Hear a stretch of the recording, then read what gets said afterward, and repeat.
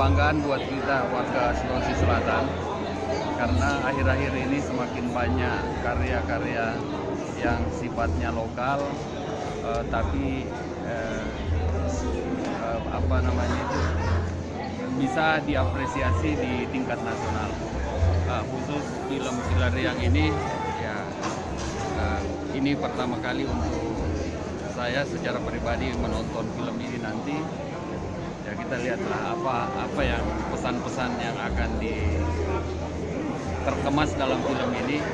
Mudah-mudahan ini bisa memberikan pembelajaran atau mengangkat sejarah atau kisah-kisah yang terkandung dalam film ini. Itu belum optimal ya peran pemerintah di situ. Mestinya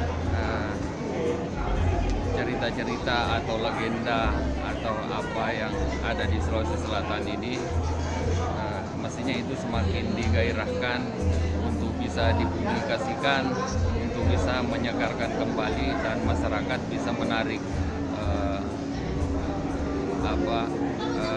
intisari daripada kisah-kisah yang bernilai positif ke tengah-tengah masyarakat.